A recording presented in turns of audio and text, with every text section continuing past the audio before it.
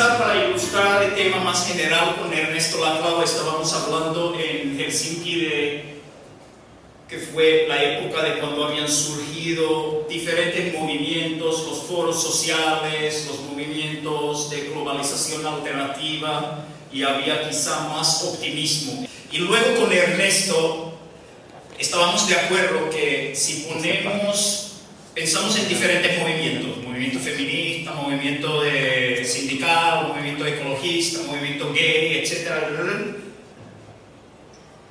que era la situación para los que participábamos en foros sociales y todo eso, cómo llegar a esa coexistencia entre diferentes movimientos a una organización que puede cambiar el poder. Porque llegó el momento en las izquierdas donde las ideas tradicionales de una vanguardia, que solía ser la clase trabajadora industrial, que lideraba el proceso de cambio, y luego cuando se hace la transformación, luego quizás los indígenas, las mujeres, cuestiones de ecología y todo eso van a tener más espacio. Y para la nueva izquierda, la idea era que todos los movimientos eran más o menos iguales. Las contradicciones en medio ambiente, o las contradicciones de clase, o las contradicciones de género, supuestamente con el nuevo pensamiento de izquierda, no deberían tener prioridad ni de vanguardismos de viejo tipo. Entonces con Ernesto estábamos debatiendo qué hacer para que estos movimientos, en vez de solo tolerar uno al otro, pueden generar un movimiento transformador. Y ahí la respuesta de Ernesto Laclau, que sería ahí el populismo de izquierda también, donde la tentación del líder lo tiene una semejanza con los populismos de derecha, es que para unificar todos esos diferentes movimientos se necesita, él estaba hablando con términos de significados flotantes y todo eso en teorías ya postestructuralistas, pero para simplificar, tienes un Juan Perón o un Hugo Chávez o un Estado donde hay un líder, y así se unifican todos, y se tiene que sacrificar un poco la relación democrática entre estos diferentes movimientos para poder cambiar al mundo. Y ahí vino el cansancio en las izquierdas con estos movimientos que no parecen llegar a ningún sitio, solo se juntan en espacios abiertos y son tolerantes con uno al otro. Y vino esta cuestión en Argentina, en Venezuela, en otras partes, de tener nuevos liderazgos centrados en el Estado. Mi posición en ese debate fue que también deberíamos pensar que quizás de alguna manera estos diferentes movimientos podrían armar un movimiento transformador, instrumentos políticos, sin la necesidad de que todos se junten bajo un líder tipo Juan Perón, tipo Chávez, o para que puedan ser fuerzas más allá de una horizontalidad total, como era la moda hace 10, 15 años en los movimientos sociales, hacia una transformación que no significa una verticalidad de poder tradicional, sino que aprendiendo de uno al otro se puede avanzar, pero eso siempre es más lento. Y mientras la izquierda intenta hacer eso y se frustra, viene la derecha con un nuevo tipo de discurso y con liderazgos que parecen más fuertes, y liderazgos que captan algo en el imaginario popular que la izquierda no ha podido construir. Y esa es una de las partes y uno de los dilemas que tiene el populismo de derecha para la izquierda. Si debemos participar, yo acá asumiendo, digamos, posición de las izquierdas de una manera más plural, si la izquierda debe participar en eso de buscar más líderes, que puede parecer el camino más rápido, sea con Chávez, sea con los Kirchner, como han sido los casos más importantes en Sudamérica en las últimas 2 décadas, o si se debe tratar de construir la transformación social de una manera más lenta. Pero voy a volver a ese tema cuando he desarrollado un poco más historia más concreta de surgimiento de derechas en Europa. Pero la mención de Julio sobre Ernesto Laclau me hizo pensar en esa visita. Entonces, la nueva derecha, que es realmente la nueva derecha nacionalista, y nacionalista en un sentido racista, donde el tema de la inmigración ha entrado en el imaginario político europeo de una manera muy fuerte. Obviamente en algunos países con una experiencia colonial histórica como Inglaterra, por ejemplo, el tema de migración siempre ha estado presente y los debates sobre multiculturalidad y todo el resto no parecen tan novedosos. Pero en muchísimos otros países, incluido el mío, el tema de la migración ha transformado el debate político de una manera realmente impresionante. Y ahí también para referirme, quizás, no sé Julio si voy a referirme todo el tiempo a, como dijo el gran doctor Julio, como dijo Julio, de eso, de que entran condiciones estructurales y políticas en Europa que nos hacen parecer a América Latina de una manera novedosa. Yo he estado usando desde los años 90 el concepto de latinoamericanización de Europa, también usando el término peruanización de Finlandia. Tengo algunos trabajos ahí, he dejado con Julio también algunos textos míos donde, entre otras cosas, están esos conceptos. Y una de las dimensiones de eso es que entra la migración, cambian las relaciones sociales, donde entra el encuentro con lo otro racializado de una manera novedosa, especialmente en países como Finlandia. Y en ese debate los europeos podríamos aprender mucho más que hemos logrado de las experiencias en América Latina, donde ya durante 500 años hay ese debate sobre todo lo difícil, pero también todo lo creativo que puede significar esos encuentros y tensiones entre diferentes grupos étnicos. Eso es una de las dimensiones de la latinoamericanización de Europa que yo trabajo. También está el tema de lo que pasa en el mercado laboral. En el mercado laboral siempre se ha pensado tradicionalmente cuando los sindicatos conversan, sindicatos europeos conversan con sindicatos de África o sindicatos de América Latina, que mira, ustedes latinoamericanos, africanos, pronto van a llegar a una situación como el mercado laboral europeo, porque están en vías de desarrollo, nosotros somos desarrollados, y por eso poco a poco sus métodos de lucha, sus conceptos sobre vida sindical y lucha sindical se van asemejando a lo nuestro. Y con ese discurso el europeo siempre se considera como que representa el futuro para los africanos, para los latinoamericanos. Y eso significa una relación eurocentrista, paternalista y hasta racista entre hasta movimientos sociales europeos y del sur. Ahora lo que ha pasado últimamente, y algo que ayuda a explicar también por qué ha surgido movimientos de derecha, son los cambios en las relaciones de trabajo y cambios en el mercado laboral. Que el tema que, por ejemplo, acá Aníbal Quijano ha analizado con el concepto de heterogeneidad de relaciones laborales, en Europa ahora viene cuestión de trabajo precario, que es un concepto que circula mucho en Europa desde hace ya algo de tiempo, que tiene similitudes con el concepto de sector informal y trabajo informal, que en los debates peruanos, por ejemplo, se ha usado de una manera muy profunda ya desde hace décadas. Entonces en Europa es una situación nueva. Y eso significa que ahora cuando europeos ven a sindicatos latinoamericanos o africanos, los del sur dicen a los europeos, miren ustedes decían que nosotros en algún día vamos a ser como ustedes y por eso acá en el sur deberían adecuar sus métodos de lucha a lo europeo. Pero ahora en Europa están pasando cosas que nosotros en el sur ya conocemos.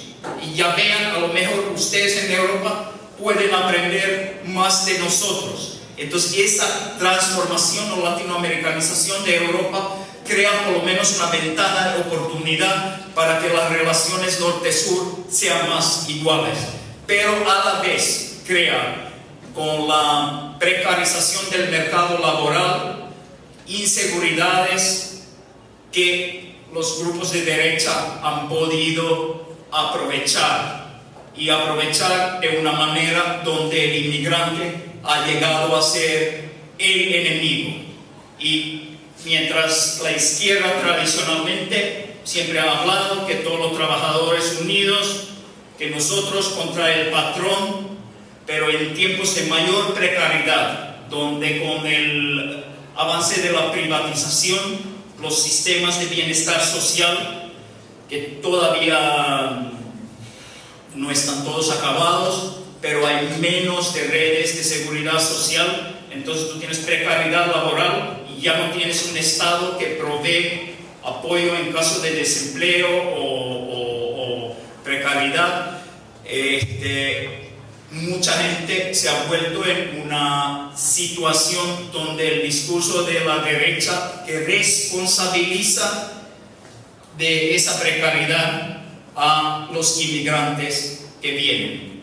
Anteriormente era más, diciendo más que vienen los inmigrantes y toman los puestos de trabajo y por eso hay desempleo.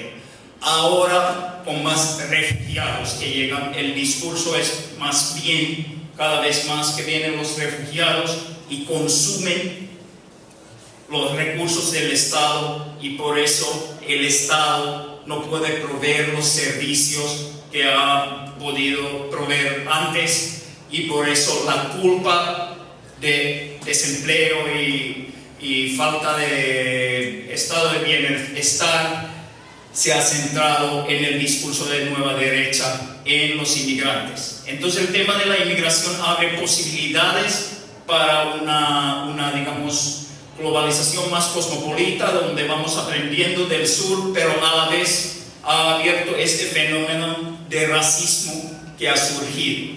Siempre ha existido derecha nacionalista supremacista en Europa, y ahora voy a hablar un poco de eso, pero en los últimos años se ha fortalecido de una manera realmente impresionante.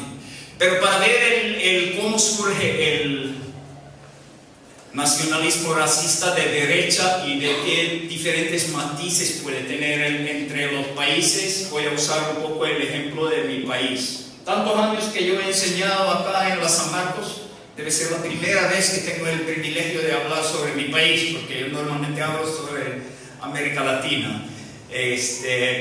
Pero ahora yo mismo también me he metido más a estudiar Finlandia, historia de Finlandia, y pensando, por ejemplo, hasta qué punto conceptos como colonialidad pueden ser útiles para entender lo que pasa en países como Finlandia. Un poco cómo aprender de los debates conceptuales en países como el Perú sobre colonialidad del poder para entender la historia de Europa. Entonces Finlandia, no sé, ¿alguien habrá estado en Finlandia?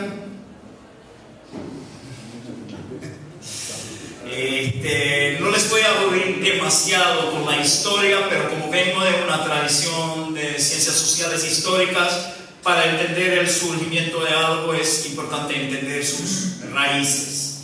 Entonces Finlandia fue una tierra que formó parte de Suecia durante mucho tiempo. Muchas veces dicen que finlandés vikingo. Siempre tengo, no, fuimos esclavos de los vikingos. Los suecos, los noruegos fueron los vikingos. Y es un poco una broma, pero hay algo de verdad que en esa tierra que luego llegó a ser Finlandia había pueblo del, digamos, más del bosque, que hablaba un idioma finlandés muy especial, comparable, algunos dirían estructuralmente, aunque no hay relación genética, con quechua, digamos, o sea, tan diferente de idiomas europeos como quechua. Obviamente hay palabras prestadas, pero así las hay en quechua también. Y vienen los suecos, los colonizadores, y la clase alta habla sueco, y el pueblo, estoy simplificando, habla finlandés. Entonces ahí hay una situación colonial que en la memoria histórica de Finlandia y también para los grupos de derecha ha sido algo que usan como recurso hoy día. Ya Finlandia sigue siendo parte de Suecia. Luego en las guerras napoleónicas, en los comienzos del siglo XIX, se transforma a Rusia. Cuando Finlandia forma parte de Rusia, primera vez Rusia, bajo el imperio ruso, puede poder tener algo que ya tiene como un protoestado finlandés.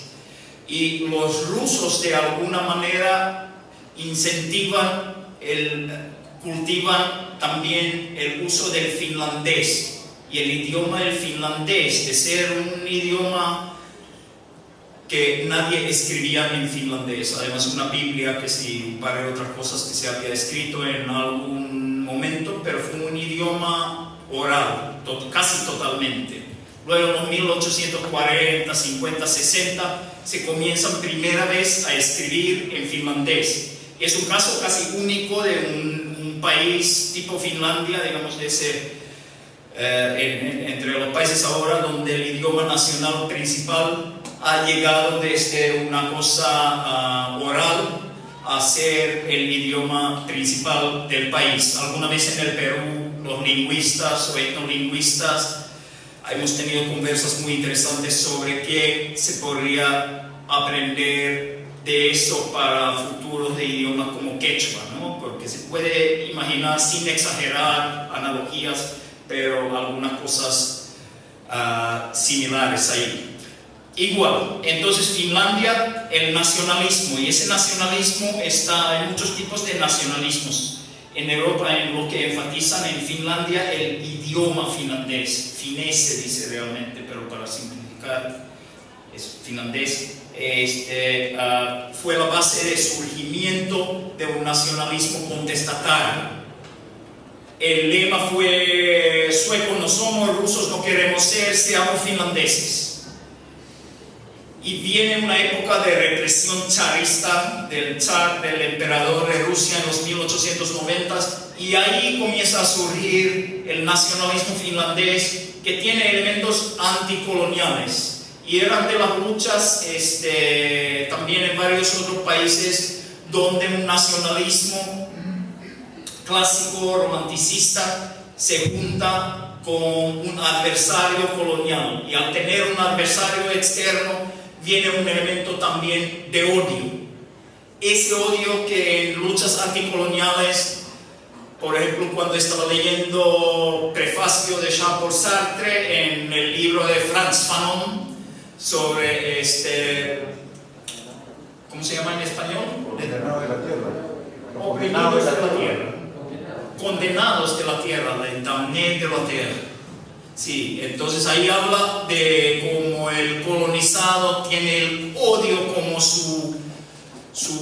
casi su única herramienta para luchar contra el opresor. Y cuando leo textos de la derecha nacionalista finlandesa sobre Rusia, el discurso es casi similar.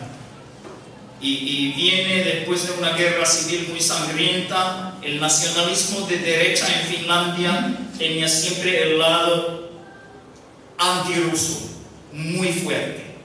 Y ese lado antirruso también tiene una dimensión interesante de eurocentrismo, porque aunque Finlandia no participó directamente en colonialismo formal, pero cuando surge el nacionalismo finlandés, y es un nacionalismo contestatario para la liberación nacional de Finlandia, a la vez comienzan poco a poco cada vez más a participar en el discurso colonial europeo sobre los negros en África, y también sobre el Oriente y orientalismo. Y cuando hablan de Rusia, comienzan a usar terminología orientalista, que Rusia, que antes era ahí nomás y étnicamente realmente la diferencia no es tan grande, de repente se transforma en una cosa asiática y usan discursos raciales muy fuertes. Y poco a poco entonces el nacionalismo contestatario se vuelve a un nacionalismo más supremacista. Finlandia luego se junta con Alemania también en tema, o sea, políticamente, y habían muchos lazos, y viene toda una cercanía muy contestada en las interpretaciones después de hasta qué punto Finlandia, la intelectualidad finlandesa, el Estado finlandés y militares finlandeses fueron aliados de Alemania en la época nazista. De muchas maneras lo fueron. Hay un tema fue que para los alemanes, Finlandia para los alemanes nazis, con las teorías biológicas de racismo, que son una cosa que está surgiendo otra vez en Europa. Finlandeses fueron una raza inferior. Veían a finlandeses como, en algunas clasificaciones, como amarillos, porque el idioma no es europeo. Y luego los finlandeses, quizás para contrarrestar eso, también comienzan a participar en el discurso colonial eurocéntrica, que no, los rusos son los asiáticos y nosotros queremos ser europeos como los alemanes. Y los alemanes, no, ustedes son una raza inferior. Pero luego, cuando viene la Segunda Guerra Mundial, Alemania nazi necesita aliados y dejan el discurso sobre la inferioridad finlandesa al lado y se olvida un poco eso para que Finlandia pueda ser aliado de Alemania nazi.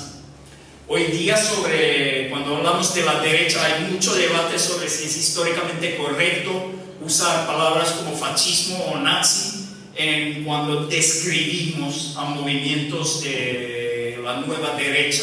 Podemos volver a eso un poco más, porque hay casos de la nueva derecha que tienen raíces en movimientos nazistas de los años 40 que nunca murieron y ahora se han fortalecido, pero también hay casos que vienen de un populismo que no ha tenido históricamente mucho que ver con el nazismo o fascismo, y se confunden estas dos tendencias en el análisis de la derecha europea nacionalista y racista hoy en día. En el caso finlandés, el surgimiento de este nuevo partido populista en sus orígenes viene más de un populismo agrario que de los grupos nazistas. Mientras, por ejemplo, en el vecino Suecia, el grupo que tiene función más o menos similar, se llaman demócratas suecos, Sverigedemokraterna, tiene sus raíces muy claramente en grupos nazi. Y las tendencias han sido algo diferentes. Mientras en Suecia, igual que en Francia con Le Pen, las raíces cuando se forma el partido de Le Pen en el año 1972, creo, entre los fundadores había muchos fascistas franceses y colaboradores de los nazis.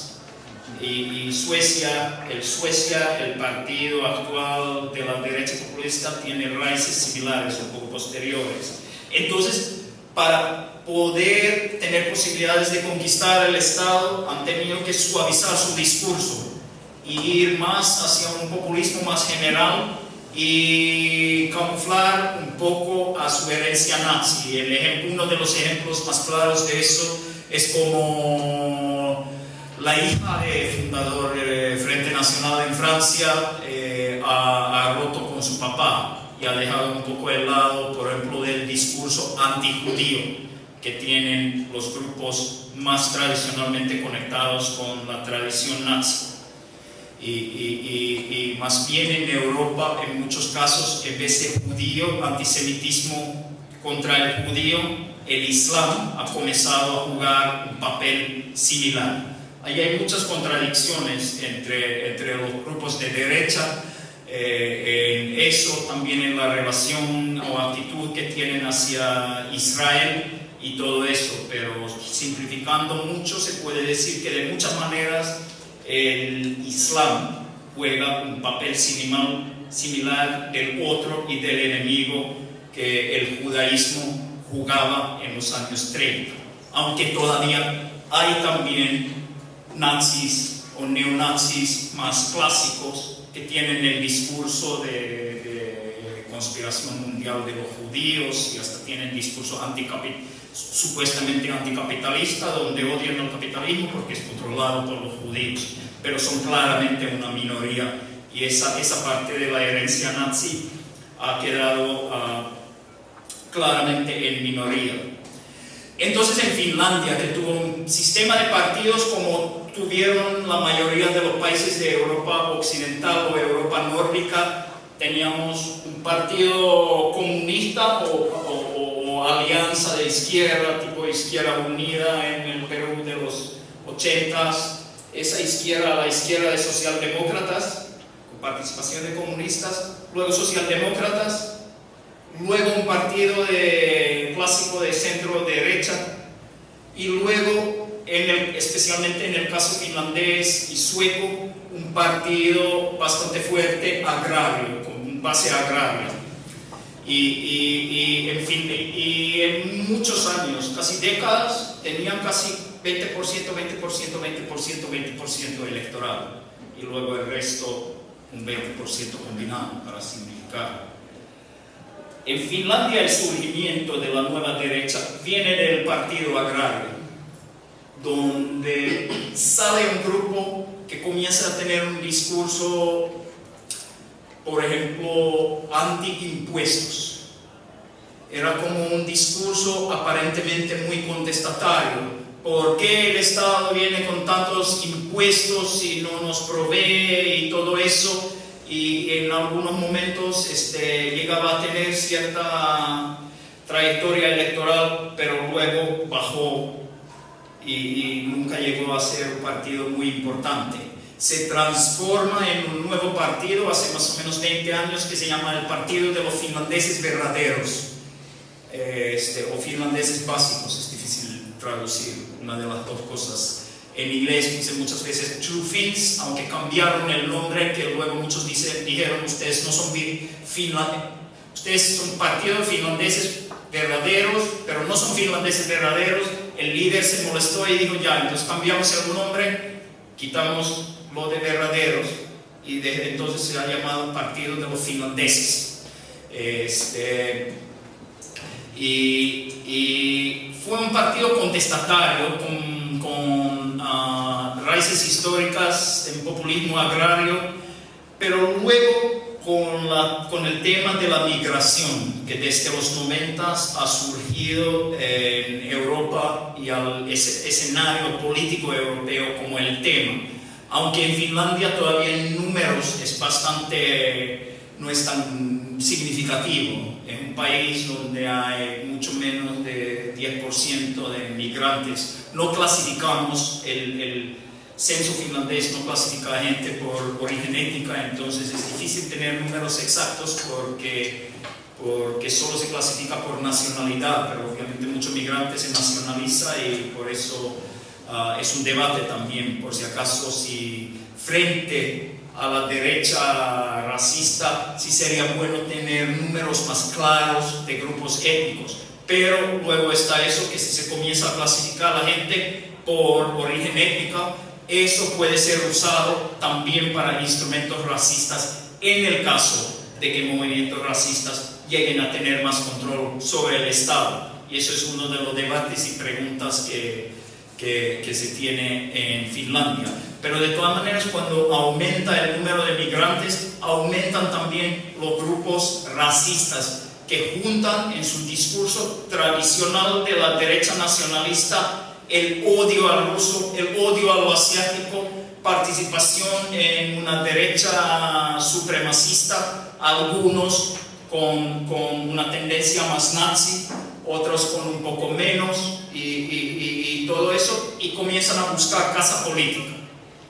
Y luego este nuevo partido populista agrario decide juntarse a eso y luego su participación electoral sube desde más o menos 1% o 2% en los comienzos del milenio, aunque en 2001 y 2015 en las elecciones llegan a tener casi 20%, y en la última elección de 2015 tuvieron 19% y llegaron a ser el segundo partido más grande en el parlamento finlandés. Y ahí hay uno de los dilemas que tienen los otros partidos frente a este tipo de partidos en Europa, aunque el caso finlandés, el partido de los finlandeses, de los verdaderos finlandeses o finlandeses verdaderos, es algo diferente, que no tiene raíces nazistas, y por eso quizá ha sido un poco más fácil para otros partidos colaborar con ellos, mientras partidos como en Suecia, el partido que tiene ya casi mismo nivel de popularidad en encuestas para las próximas elecciones, como tiene sus raíces históricamente en fascismo, los otros partidos hasta ahora han dicho que nunca jugamos con ustedes. Y eso es también uno de los dilemas que tienen otros partidos en Europa. ¿Qué hacer si uno de estos partidos tiene 20% electoral, 25% electoral? ¿Aislamos totalmente o cooptamos de alguna manera? En Finlandia, cuando ganaron primera vez el casi 20% en 2011, finalmente no quedaron fuera de gobierno. En Finlandia siempre hay gobierno de coalición, entonces hay 3, 4, 5, hasta 6 partidos que forman el gobierno, y si tú has sacado 20% electoral, es muy difícil, si lo sacas 2 veces, que tu partido se ha dejado fuera de un gobierno de coalición. Y ahora en 2015, prácticamente primera vez en Europa, ese partido llega a un gobierno de coalición en Finlandia, y le dan varios ministerios. El canciller es de ese partido, y quienes de ese partido entran al gobierno son del lado un poco más presentable, digamos, de ese partido. Varios miembros congresistas de ese partido han tenido condenas judiciales por crímenes de racismo, más que nada incitación a odio racial. Y el hecho, entonces, ¿qué se puede aprender de qué pasa cuando un partido así llega a formar parte del gobierno? En pocos países se ve como posibilidad de que lleguen a formar gobierno así solos. Obviamente ahora en Francia, para la presidencia, existe la posibilidad, según yo, muy pequeña, de que podrían llegar a la presidencia. No creo que lleguen, creo que es más o menos obvio de no pasar algo fuerte, o sea, algunos actos de violencia grandes que puedan causar un pánico y cambiar el escenario, pero deben ser bastante más grandes que hasta ahora, porque en Francia han habido varios ataques que normalmente ayudan al surgimiento de la derecha. Y se puede decir que es muy claro que grupos como ISIS, que es también una red que algunas veces, si hay un ataque y alguien es identificado como haber sido inspirado en ISIS u otro grupo islámico, si es o no es y todo eso, pero obviamente es innegable que existe ese tipo de violencia en Europa. Y uno de los propósitos de las bombas o ataques en estaciones de trenes o metro, aeropuertos, es ayudar a la derecha racista y nacionalista a tener más apoyo electoral. Vieja estrategia que en la izquierda se conoce también, ¿lo cierto? Para que las contradicciones sean más evidentes.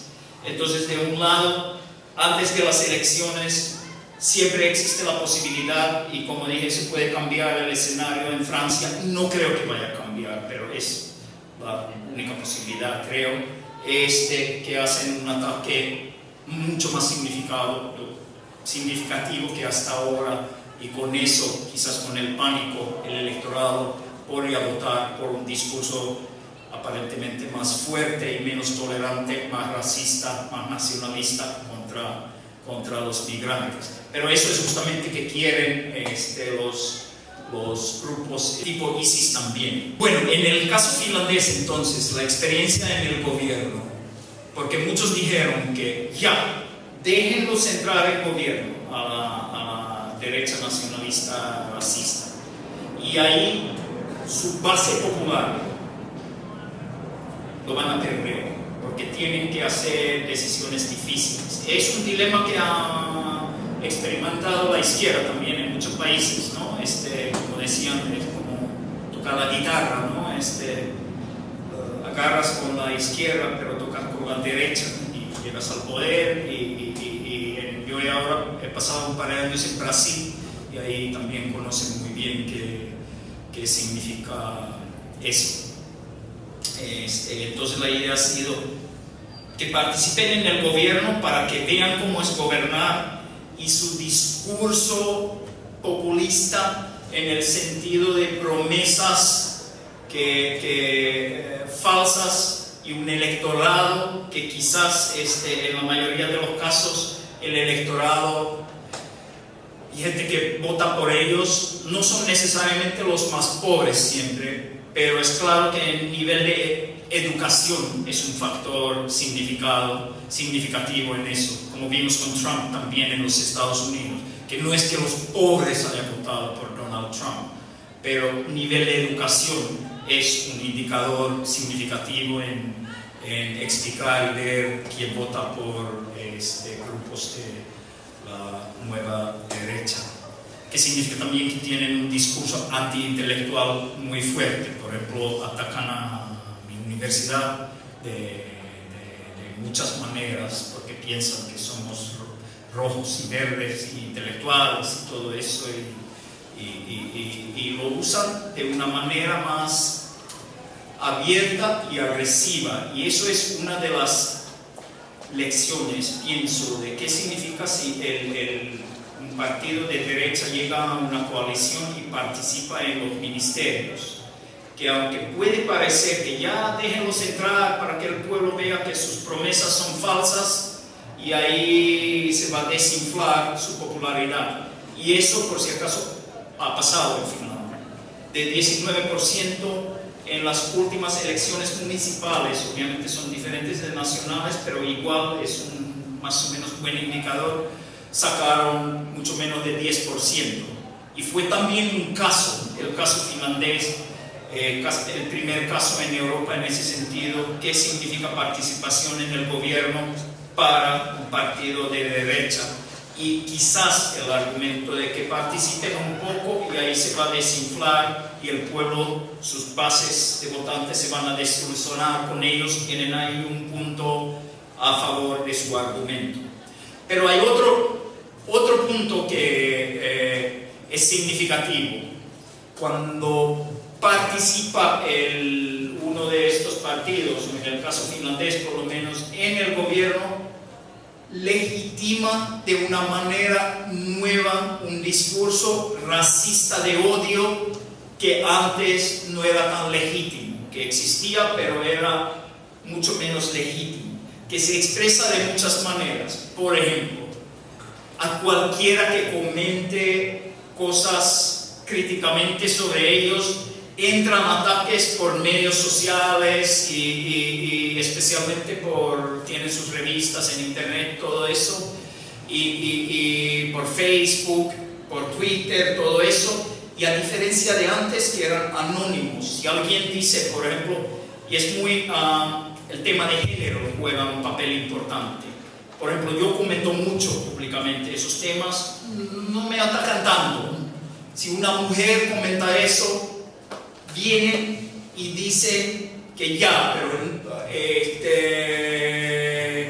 un islámico negro de Somalia viene y espero que viole a ti y a tu hijo.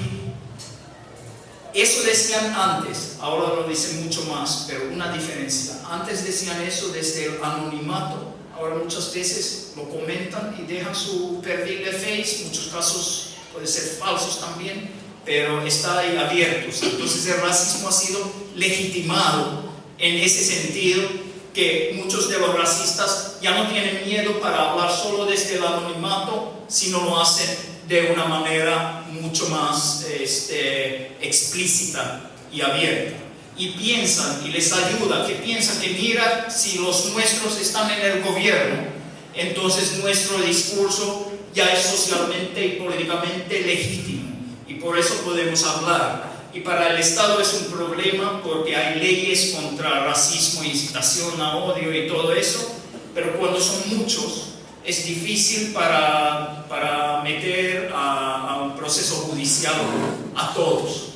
Y eso sería, digamos, un punto en contra de esa estrategia que sería bueno dejar que participen en el gobierno para que se les desinfle su base electoral. Pero es un tema abierto. En Finlandia, a todo parecer, en la próxima elección van a dejar de ser de gobierno, pero es posible que en algunos otros países entren, aunque si vemos caso por caso, la derecha en Europa, ese tipo de derecha racista en Europa, puede ser que yo sea demasiado optimista, pero no veo tantas posibilidades que entren a gobiernos nacionales en un futuro muy imprevisible. Se habla mucho de Alemania, donde hay el grupo Alternativa por Alemania, que está muy visible en las calles, es muy racista, y en algunos estados de Alemania federal tienen bases electorales, pero las próximas elecciones, muy pocas posibilidades que pueda llegar al gobierno federal. En Holanda estaba cerca, ¿no?, con Geert Wilders, pero se desinfló un poco, y había también un fenómeno que no sé cuánto se ha discutido acá, que en Holanda, por ejemplo, la izquierda vieja socialdemócrata bajó bastante y entra un nuevo tipo de izquierda en Holanda, más que nada en un partido que se llama GroenLinks, que es el partido verde izquierda o izquierda verde. Y eso en Finlandia también. En estas elecciones ganó el Partido Verde, que sacó unos 14%, y la izquierda tradicional también, la Izquierda Unida, o lo que surgió de la Izquierda Unida, ha tenido una renovación de liderazgo. Por ejemplo, la líder ahora es de 29 años, una mujer muy enérgica que ha participado en los movimientos, y van subiendo un poco ellos también, mientras los socialdemócratas están un poco en bajada. Y socialdemocracia ha tenido dificultades de cómo enfrentar a estos nuevos partidos de derecha. Y porque hay mucho debate en la izquierda en Europa de cómo responder, cómo contestar, cómo retomar el espacio electoral, el espacio político más ampliamente. Y algunos ligados también a socialdemocracia tradicional dicen que ese sentimiento popular anti-inmigrante no debemos dejar ese sentimiento solo a la nueva derecha, y comienzan a coquetear con un discurso aún no necesariamente llegando a un racismo explícito, pero hablando de que tenemos que cerrar las fronteras. Y cerrar las fronteras ha llegado a ser la consigna, obviamente, de esa nueva derecha, es una de sus consignas principales, pero una parte de la izquierda tradicional también participa en eso. Y quizás para tener tiempo para preguntas, para ver entonces ese lado un poco, ¿cómo se debe responder en Europa ese tema del surgimiento de la derecha nacionalista y racista? Que no es, pienso que algunas veces se exagera un poco el significado potencial electoral de esos grupos, pero de todas maneras ha crecido y ha traído un ambiente social donde en lo social el discurso racista ha aumentado mucho. Por ejemplo, en Inglaterra, después de Brexit, que es un caso interesante también en eso de cómo responder, porque en la izquierda, tanto el Partido Laborista de Inglaterra como en la izquierda en otras partes, tanto socialdemócrata como izquierda más izquierda, ha habido actitudes de si Brexit es bueno o Brexit es malo. Pero una de las cosas claras que el día después de Brexit, el racismo llegó a ser más socialmente autorizado en Inglaterra.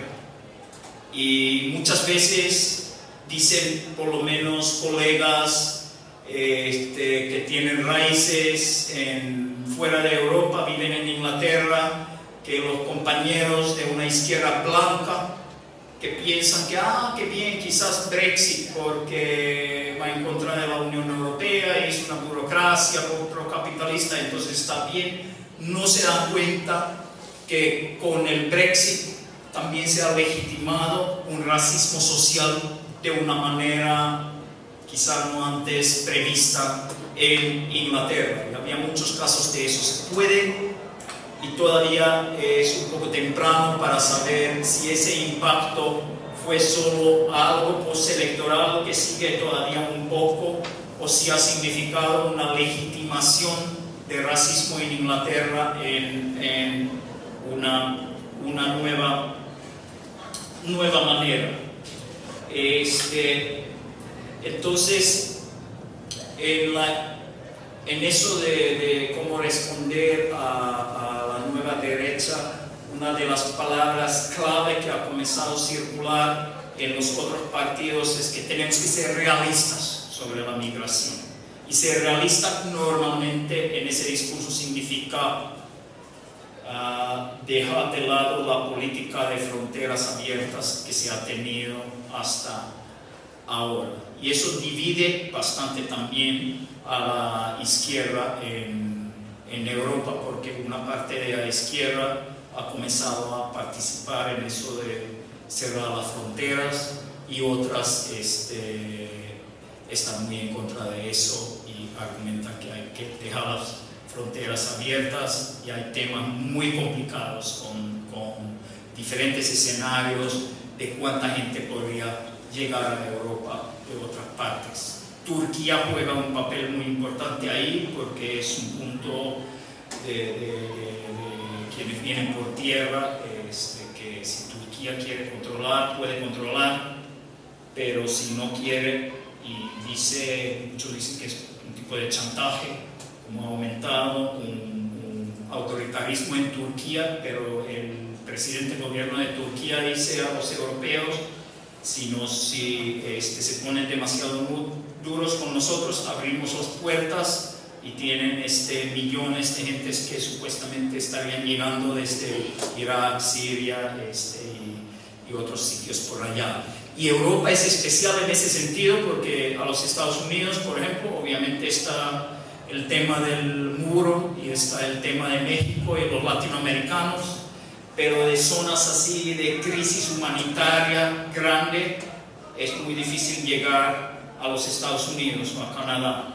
Entonces el tema de la migración juega un papel particular en el escenario europeo.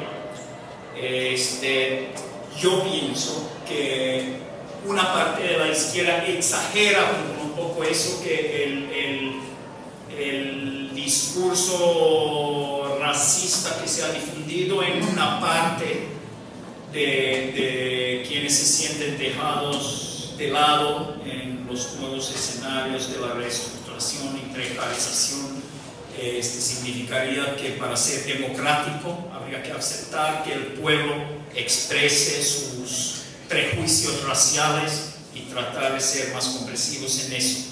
Pero también hay, por ejemplo, en Finlandia muy claro, ahora que ha llegado a ser tenemos más inmigrantes, y primera vez en Finlandia el tema de inmigrante, que algunos llaman ilegal, obviamente no es un término que en términos de ciencias sociales no se debería usar, pero gente que no tiene papeles, normalmente que han venido a buscar refugio, vinieron hace 2 años 30.000, de estos quizá por lo menos 20.000 tienen rechazados sus solicitudes de asilo político, pero de los 20.000,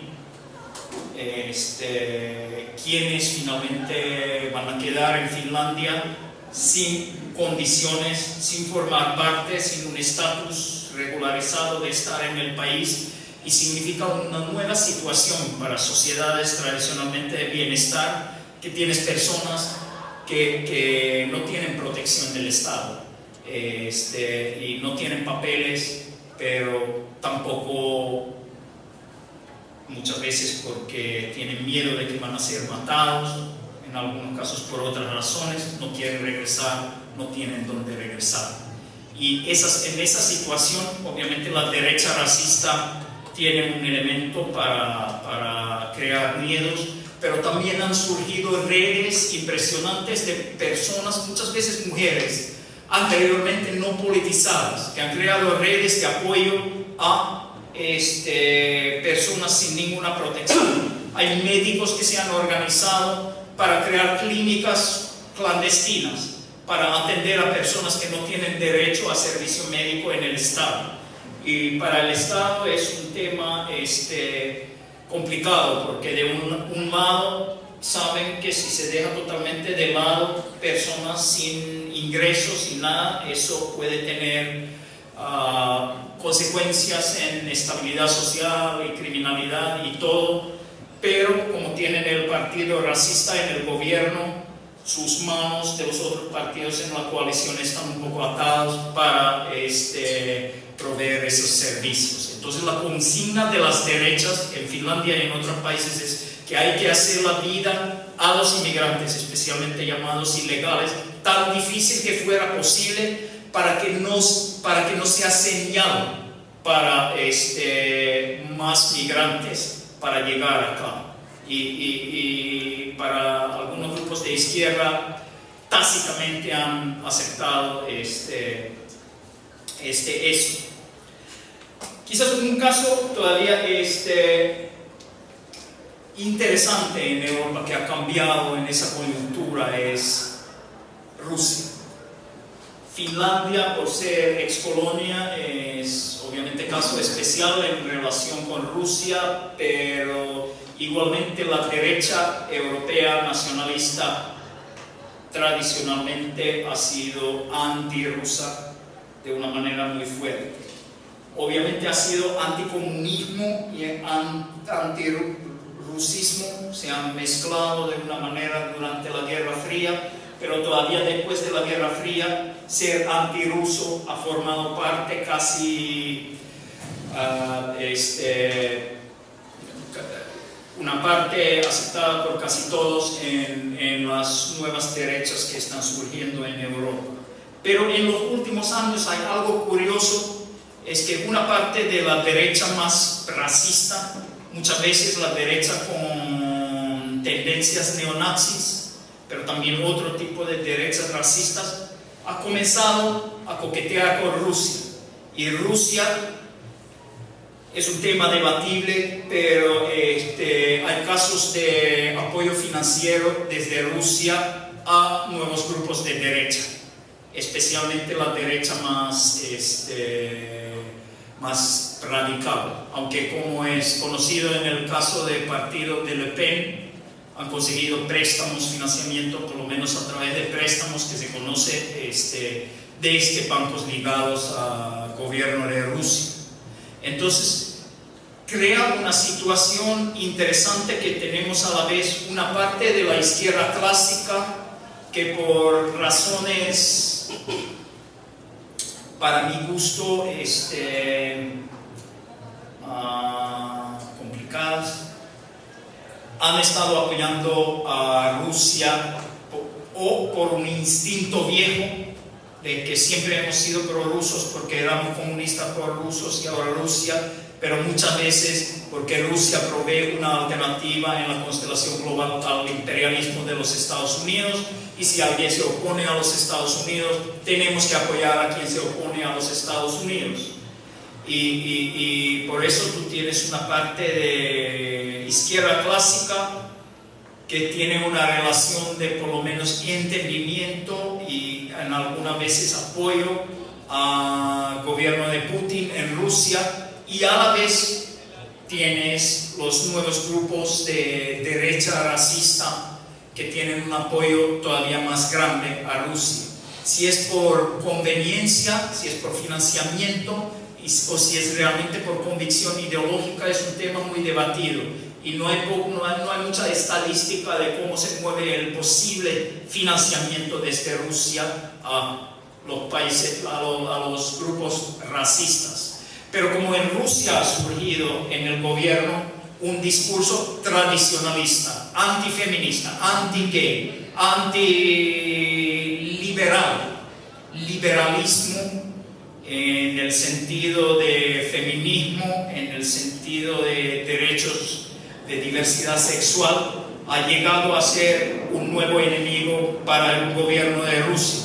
Uno podría explicar eso de muchas maneras. Pienso que un factor importante es que Putin no es necesariamente él no es muy ideológico, ¿no? Entonces, no sé si le importa realmente si los gays pueden hacer su propaganda o no, si el feminismo está difundido o no, pero como estaba perdiendo electoralmente clase media en las ciudades, necesitaba más base electoral en sectores rurales con poca educación y se alió más con la iglesia ortodoxa, y ahí ha surgido el discurso tradicionalista de la familia y valores tradicionales, y a la vez una parte de la derecha tradicionalista de Europa Occidental ha encontrado un aliado ideológico también en esa lucha contra los derechos de las mujeres, y hay mucho en temas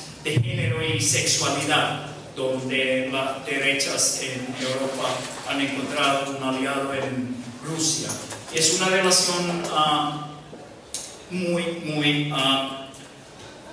curiosa, eso, que faltan estudios sobre esa relación. Entonces, una cosa, y quizá pronto voy terminando para ver si tenemos más bien, mi plan era tener más diálogo que un rollo así desde la cátedra, pero me entusiasmo algunas veces, el tema del liberalismo, porque eso ha llegado a ser la palabra que para la nueva derecha racista y nacionalista ha llegado a formar parte de su imaginario de enemigo. Y ahí es también la asociación ideológica con el gobierno de Rusia es bastante clara, porque en Rusia liberalismo es un término que usan de todo lo que viene supuestamente de Europa, y eso de derechos gay, derechos de la mujer y todo eso. Para la izquierda, la terminología de liberalismo y todo lo que tenga que ver con liber, en términos como neoliberalismo, que forma parte del imaginario de adversario para la izquierda, significado que ideológicamente la izquierda ha tenido dificultades para responder al discurso antiliberal de la nueva derecha, porque especialmente en muchos sectores más radicales de izquierda, una defensa de valores liberales ha luego significado supuestamente aceptar el paquete también con el neoliberalismo, y como la izquierda está opuesto a eso, no ha podido responder bien al ataque a valores liberales. Yo particularmente suelo pensar que eso demuestra, y una de las causas de eso es una de las confusiones ideológicas más grandes que ha tenido el desarrollo del capitalismo en los últimos 2 siglos, ¿no? Y especialmente ahora, que ha sido que el capitalismo y los defensores del capitalismo han podido asociar capitalismo y relaciones al poder del capitalismo a un imaginario liberal, que significa en los discursos que la derecha, digamos, centro-derecha, ha podido presentarse como defensor de lo liberal, de las libertades. Y la izquierda ha dicho que no, nosotros somos para más igualdad. Ya un poco menos libertades, pero para más igualdad. Eso es el discurso socialdemócrata clásica en Europa. Y también el discurso de muchas de las izquierdas clásicas en muchas partes de Europa. Las izquierdas no libertarias, digamos. Y como yo pienso que capitalismo y el sistema capital, el poder capitalista, su base realmente es antiliberal, en el sentido de defender privilegios pasados en propiedad privada de una manera que más bien sofoca a libertades en el campo de lo económico, que las aumenta, pero al poder usar el discurso que vamos a liberalizar la economía, vamos a tener tratados de libre comercio. Y cuando la izquierda usa el mismo discurso en su crítica a, por ejemplo, llamados tratados de libre comercio, o al llamar privatización, al llamar transferencia de relaciones de poder y toma de decisiones a sector privado y a privilegios basados en propiedad privada, al aceptar que eso se puede llamar liberalización de la economía, la izquierda ha tenido pocas posibilidades para responder a ese auge de la derecha no racista anterior a la nueva derecha racista, que ha llevado a cabo las reformas que conocemos normalmente como neoliberalismo. Y ahora eso significa que la izquierda tiene una confusión ideológica y pocas capacidades de cómo responder al discurso antiliberal de la nueva derecha, si nosotros, dice la izquierda, también hemos criticado a liberalismo, porque hemos asociado liberalismo con capitalismo. Y ahí hay un dilema bastante importante. Yo particularmente suelo pensar que por lo menos se debería tener mucho más claro que el capitalismo y el poder capitalista no significa nada.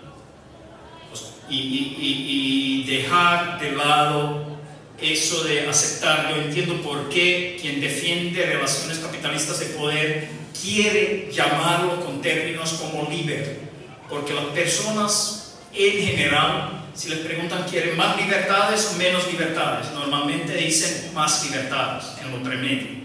Entonces, políticamente, electoralmente y para conquistar imaginarios políticos, el lado que puede conquistar el imaginario de la libertad suele tener bastantes ventajas en esa lucha. Y la izquierda, al dejar el lado de las libertades a la ideología de la derecha, ha tenido poca capacidad para responder a la época de las privatizaciones y cambios estructurales. Y ahora, cuando ha surgido la nueva derecha con un discurso antiliberal, eso ha confundido un poco más ideológicamente a la izquierda.